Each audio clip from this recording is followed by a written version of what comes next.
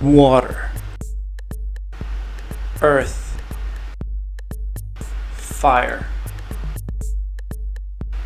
wind, light, dark. What is up, mortals? Alex here. Today I have a brand new video for you guys. Something it's been in the works for a little while. It's on Tenyi. Today we'll be going over the Tenyi archetype itself. We'll explain the ways the deck wants to play, the things that he wants to be doing, and the things that he shouldn't be doing with the deck. I've seen a lot of lists online. They're focusing on a lot of crazy combo versions of the deck, which I've tried and it failed. Then I tried more combo versions of the deck and I failed. So I came to a conclusion that the deck needs to be played in a specific manner. We don't have access to a lot of the very important cards that Japan still has. That's when I found out about the deck. I saw a Japanese deck list that I really liked and I wanted to try it. So in hope of Denglong getting unbanned, I picked up the deck. I thought they were really cool, but didn't really do anything, right? I picked up all the cards, started working on the deck. Sadly, nothing happened. The deck did absolutely nothing. We didn't have access to one of the most important cards, and that's the one that we'll be starting the video with. And I will have a picture somewhere over here closer for you guys to read the effects, but we'll be explaining them in order and in usefulness as well. So Ashunta came out in the second set, in the second wave of support the deck got. Definitely the most important monster in the deck, in the main deck. It becomes any of them, right? The first effect that all Tenyis share is that if you control non-effect monsters, you can special summon them from your hand. Attack or defense, that does not matter. They all share the same effects. They all have different levels and they have different stats, different attributes, so you can do different plays if you wish. 2 level 7s, 3 level 3s, and a level 1 tuner. Very good. So going over that effect, they can special summon themselves. On the field, they're just bodies. They have no on-field effects, right? You usually just care for the levels and the attributes and the typing, which they're all worms. You have access to the entire worm card pool. Ashunta, however, in hand or graveyard, well, you control non-effect monsters, and they all work the same way. You can banish it from the graveyard or hand to special summon any Tenyi monster from your deck, which is very powerful. The sad thing is that you're restricted into worms for the rest of the turn, which is so painful. Why, right? Why? I mean, at least we're playing worms, and that's the one thing that you'll see in my deck, that most of the monsters in the main deck and the extra deck are worms. So the best card restricts you into doing anything silly, and that's why I decided to stick to a more control mid-range version of the deck. Very good card, level 7 light, excellent card, definitely the best. Adara, you are probably well aware of this card by now. Needle Fiber plays a level 1 tuner that special summons himself. He's an earth. He's wonderful. Very good card. However, in Tenyi, if it's in the graveyard or hand, you can banish it to add a Tenyi monster to the hand, which is really good for the deck. It's recursion, so it lets you claim an additional effects on the following turn. For any of your Tenyis, if you need a specific level and you already did some of the plays, you can just go and get those. Adara, very good card. It used to be the best one, but not anymore. We have Ashina for that. You still max out on these, very good card. Vishuga, we're gonna talk about the most useful one when it comes to gameplay, actually. Vishuga has the same effect as the other two and as the other 5, I guess, but the unique effect that Vishuga has is that it interacts with your opponent's board. While you control non-effect monsters, you can remove it from your hand or graveyard to return a face-up card to the hand, which is just nuts. Actually, I think it's any card on the field that back to the hand. It's insane. It lets you play through your opponent's board. This deck struggles with spell and trap removal, so if you can clear some of those before you can climb to your link monsters, then you should be good to go. So Vishuddha lets us interact with our opponent's spells and traps mainly, which is really good. Also lets you kaiju your opponents twice, which we are playing some kaijus in this deck. You're not summoning the best board like turn 1 or turn 2. You just want to control the game. Go get a quick +1 here and there while your opponent's getting their board broken. Very good card, level 7 Dark Worm. Then we have Tana. Tana is definitely the 4th best one. I'm still playing 3 of everybody from here and 3 Tana. The reason why Tana is more important than Mapura and Nahata is that in the graveyard, the graveyard effect that the Tana has is a lot more useful than the other two. In the fact that when a non-effect monster is destroyed by battle or by card effects, you can banish this, target that non-effect monster that was destroyed, special summon it back, and destroy 1 card on the field, which is so good. It lets you play through your opponent's board while cracking theirs. You're never really advancing your game state to like a high degree. The ceiling of this deck is very low, but being able to crack our opponent's board during the damage step is very important. There's not a lot of things that can be changed during the damage step. So it's a very good card. It's also a special summon, level 4 water for Dweller plays. It's very good. Definitely max out on this. For the other two, Mapura, I'm doing 1 of each.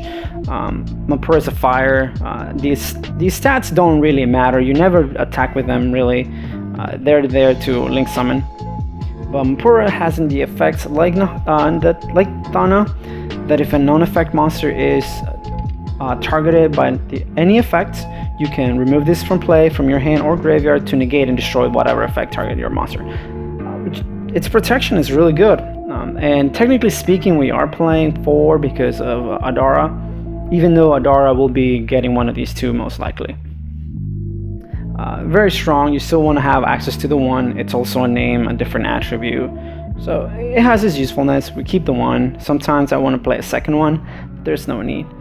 We're playing 1 Nahata as well, the Wind.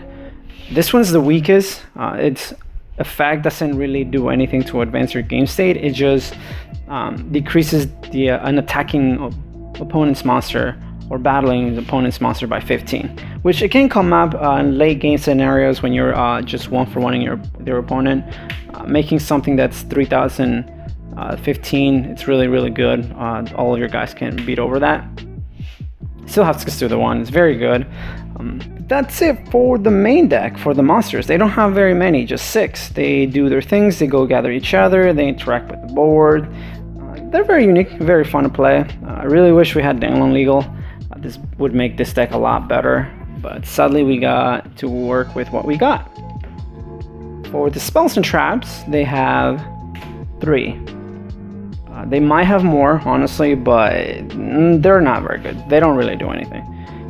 These are the spells and traps that you want to worry about, you want to learn about if you want to play Tenyis or play against Tenyi. This is one of those decks that can easily sneak in and like get a win if you're not prepared. Especially the list that I put together, it's very good at it starts its engine very quickly and it's very good at maintaining resources. So a very well-built Tenyi deck will catch you off guard and definitely beat you down. So the spells and traps they have, they're very powerful in their own right, but they, like the monsters, do certain things in ways that I wish they didn't do. There's a few wording things that could be changed, but let's not focus on that. This is what we have for now. They're very powerful. The Vessel is the best card in the deck, hands down. Nothing compares to this card. You always want to open with this. You always want to have multiples. If anything, you always want to activate this. It has 2 very powerful effects in 1 card, which is already really good on a normal spell.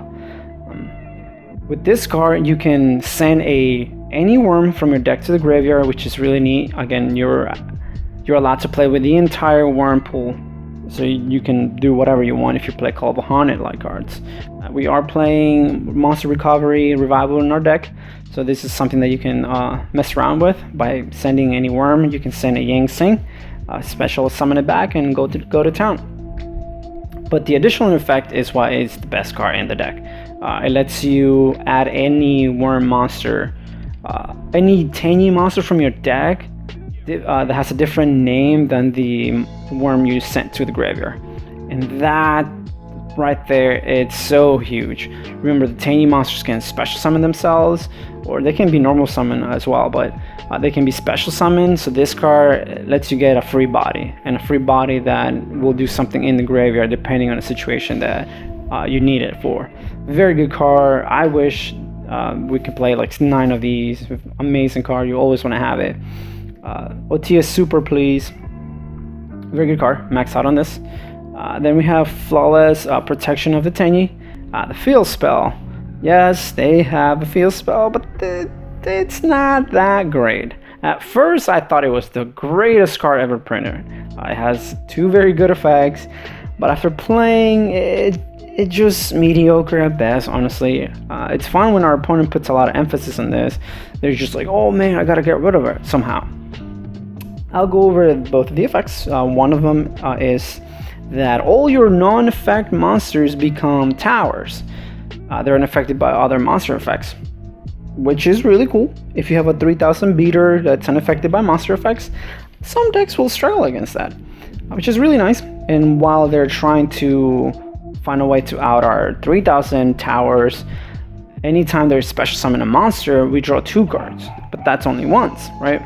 Drawing 2 cards is one of the best effects that a card can have, but the way that it has it, it's just what makes it like slow and a little weird.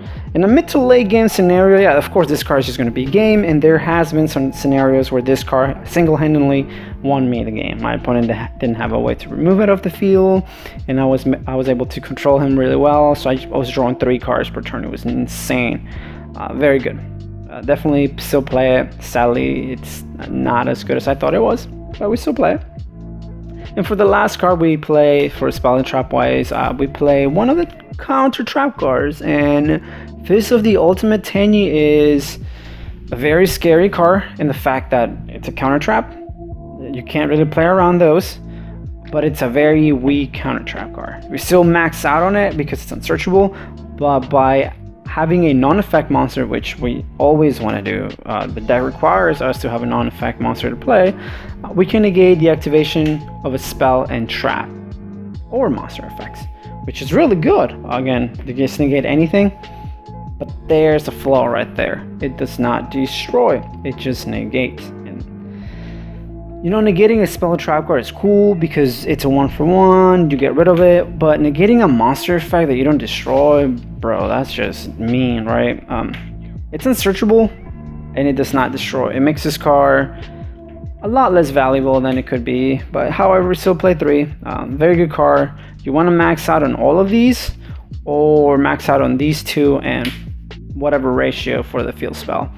In my deck list, I am playing 2, and I am playing a Terraforming with another field spell suite.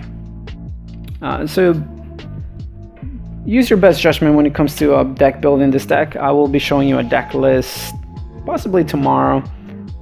There's something I've been working on for a little while, and I've had something cooked, something for you guys to mess around with.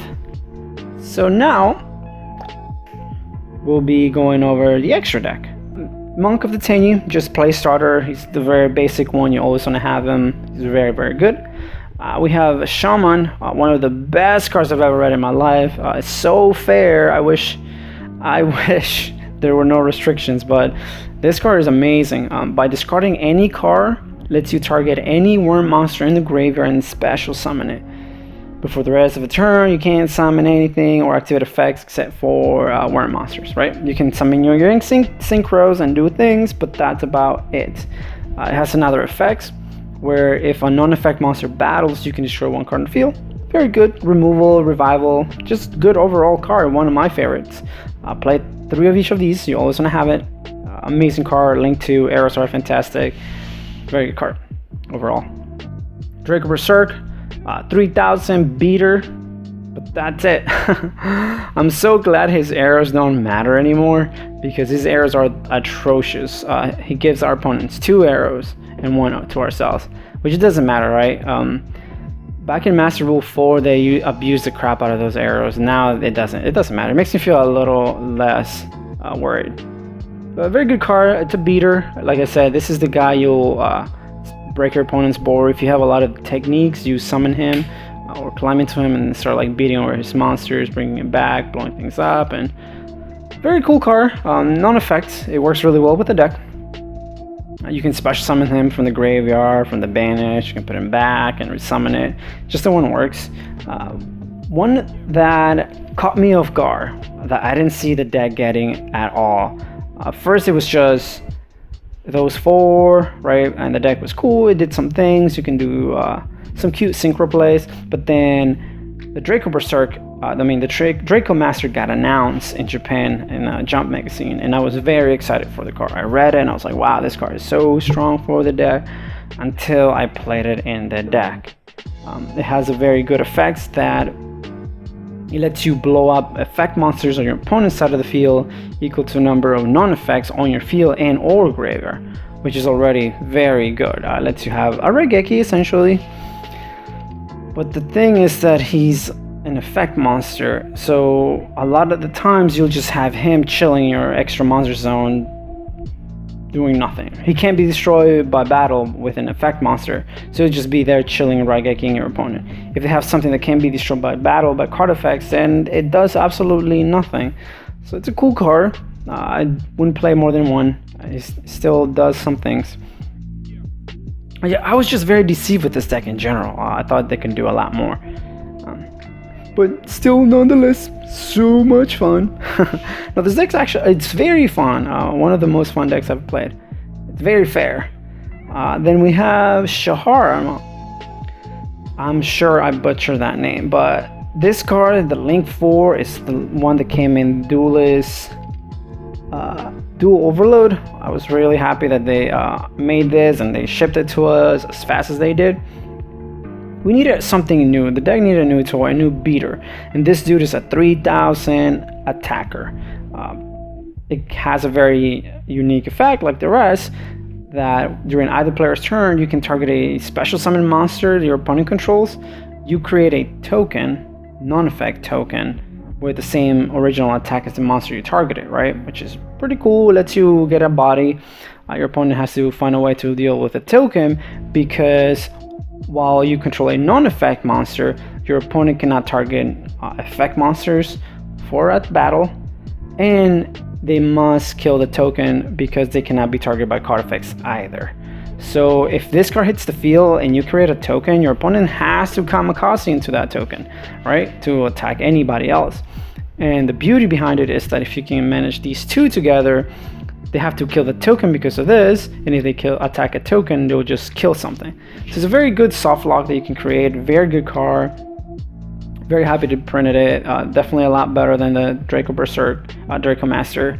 It just does things for the deck that the deck needed to be doing, right? Like beating our opponent down. That's the whole point of the deck. Just summon big dudes, attack, break their board, attack. And for the last, we have Asynchro, level 8, which is very easy to make. If you remember, they have 2 level 7s.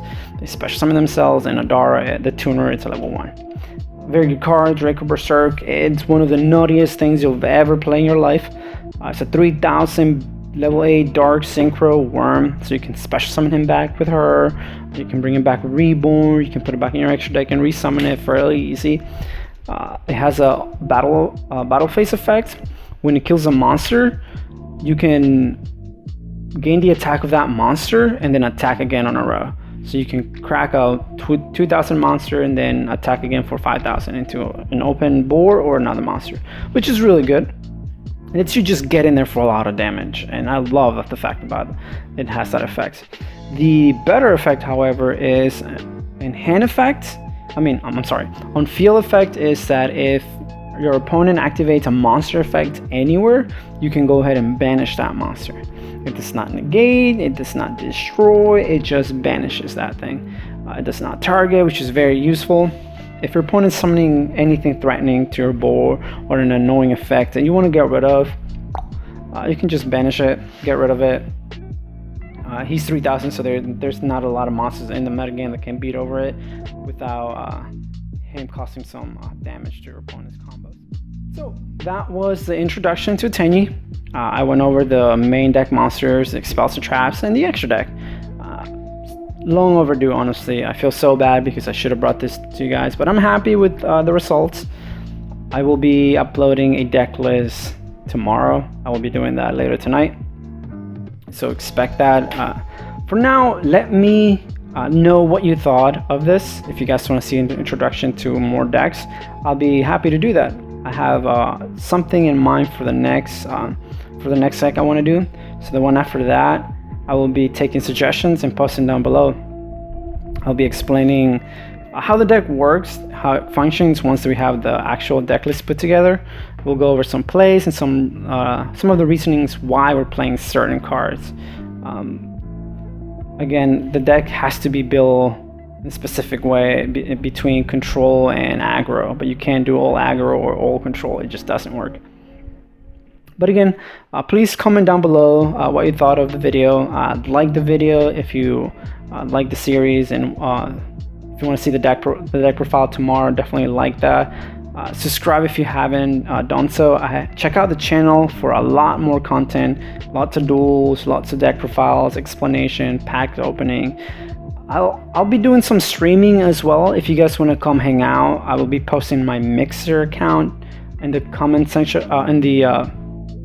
in the description, so please do check that out. I play Yu-Gi-Oh! Link Evolution most every night. We're going for a top 100 in the leaderboards, which is really exciting, very competitive. So definitely check that out and come hang out, say what's up. But for now, I appreciate you guys sticking by. If you watched this long, thank you. Stay tuned, subscribe, like, comment. Alex out. Peace.